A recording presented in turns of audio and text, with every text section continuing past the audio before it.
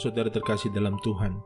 Bahagia sekali bisa berjumpa kembali dengan saudara melalui program Renungan Harian Channel 5M. Doa dari saya senantiasa menyertai saudara dan seluruh keluarga sehat selalu dan senantiasa aman dalam perlindungan dan pemeliharaan Tuhan. Kiranya damai sejahtera dan sukacita oleh Roh Kudus senantiasa memenuhi kehidupan saudara. Sebelum kita mendengarkan program Renungan Harian ini, mari siapkan hati saudara, kita sama-sama berdoa sesuai dengan doa yang diajarkan oleh Tuhan Yesus. Bapa kami yang di surga, dikuduskanlah namamu, datanglah kerajaan-Mu, jadilah kehendak-Mu, di bumi seperti di surga.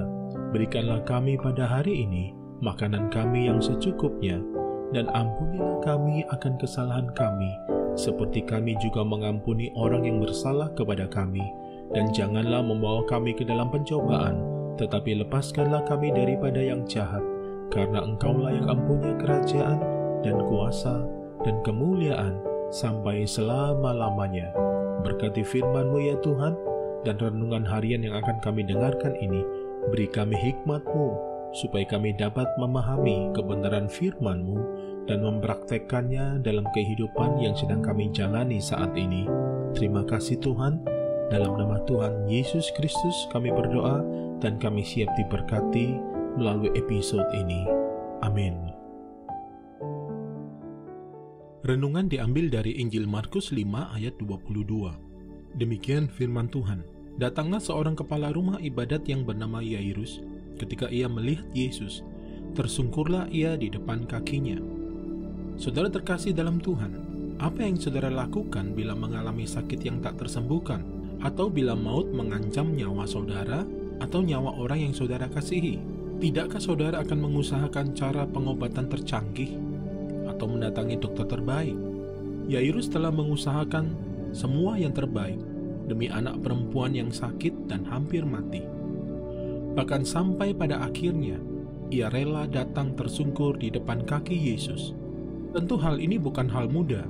Bagaimana mungkin seorang kepala rumah ibadat membutuhkan pertolongan dari seorang guru keliling?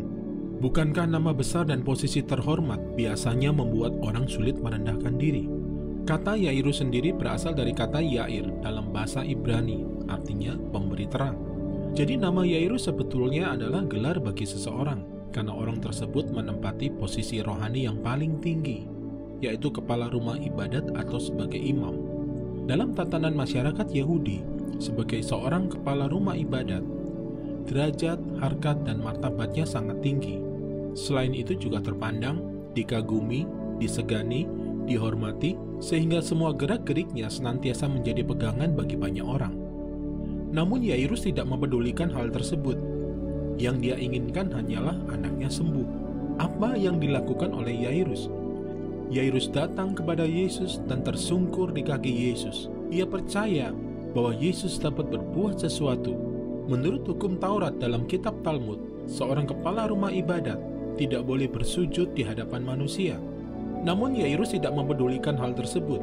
Ia tahu, ia tidak boleh bertahan pada martabatnya, karena ia mau anaknya sembuh. Ia tahu, ia harus berharap pada Yesus. Hal ini menunjukkan kerendahan hati dari Yairus. Dan pada akhirnya, memang imannya terbukti. Anaknya yang sudah mati, dipegang oleh Tuhan Yesus, dan kemudian dibangkitkan. Yairus datang kepada pribadi yang tepat, lebih dari sekedar seorang manusia biasa, karena sesungguhnya Yesus juga adalah Tuhan atas penyakit dan kematian. Saudara terkasih dalam Tuhan, apakah saudara sedang memiliki masalah? Apapun masalah dan pergumulan saudara, kita perlu mengakui bahwa tidak ada sumber pertolongan lain yang bisa kita andalkan selain daripada Tuhan Yesus. Seperti halnya Yairus, bagi kita pun selalu ada harapan untuk sebuah pertolongan. Oleh karena itu, kita perlu menaruh percaya kita sepenuhnya hanya pada Yesus, Tuhan yang berkuasa, dulu, sekarang, dan selamanya. Sudahkah saudara datang kepadanya dan memohon pertolongannya? Datang pada Tuhan, tersungkur menyembah Dia, percaya sungguh-sungguh kepada Dia Sang Juru Selamat. Tanggalkan status sosial saudara yang seringkali jadi penghalang dalam mengikuti Tuhan. rendahkan diri saudara di bawah tangan Tuhan yang kuat, supaya saudara ditinggikannya pada waktunya melalui pertolongannya. Mari siapkan hati saudara, kita sama-sama berdoa. Kami bersyukur kepadamu ya Aba ya Bapa, kembali kami datang ke hadapanmu, kami sujud menyembahmu, kami tersungkur di kakimu, kami mengaku dengan mulut kami, bahwa tidak ada sumber pertolongan yang bisa kami andalkan, kecuali Yesus Tuhan dan Juru Selamat kami. Harta kami, kepandaian kami, kerabat kami, sahabat kami, tidak ada yang bisa kami andalkan, kecuali hanya Yesus. Kami bawa segala pergumulan dan masalah kami ke hadapan-Mu. Hanya Engkaulah satu-satunya yang kami andalkan. Engkau pengharapan dan sumber kekuatan kami. Berkati setiap masalah pergumulan kami, dan berkuasalah atasnya. Terima kasih Tuhan, buat pemulihan yang Tuhan kerjakan atas setiap masalah dan pergumulan kami. Dalam nama Tuhan Yesus, kami berdoa buat orang-orang yang sedang membutuhkan pertolongan. Berikan kesehatan dan kekuatan bagi mereka yang terdampak banjir, untuk membereskan kediaman masing-masing.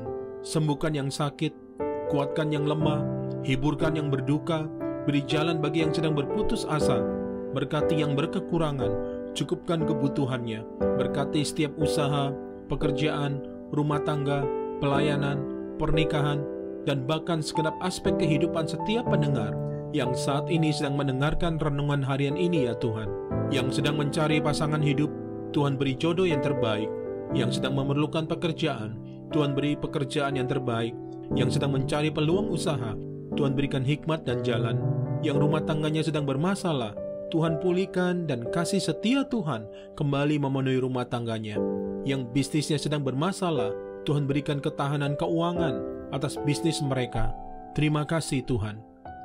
Mari saudara, buka hati dan arahkan fokus pikiran kepada Tuhan dan terima berkat Tuhan.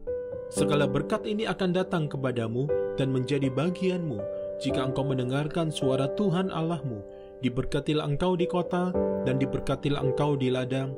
Diberkatilah buah kandunganmu, hasil bumimu, dan hasil ternakmu, yakni anak lembu sapimu dan kandungan kambing dombamu. Diberkatilah bakulmu dan tempat adonanmu. Diberkatilah engkau pada waktu masuk dan diberkatilah engkau pada waktu keluar.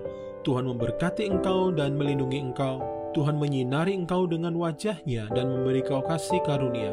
Tuhan menghadapkan wajahnya kepadamu dan memberi kau damai sejahtera di dalam persekutuan yang manis bersama dengan Roh Kudus. Saat ini, bahkan sampai Maranatha, Tuhan datang menyebut kita semua dan memerintah bersama Dia. Dalam nama Tuhan Yesus Kristus.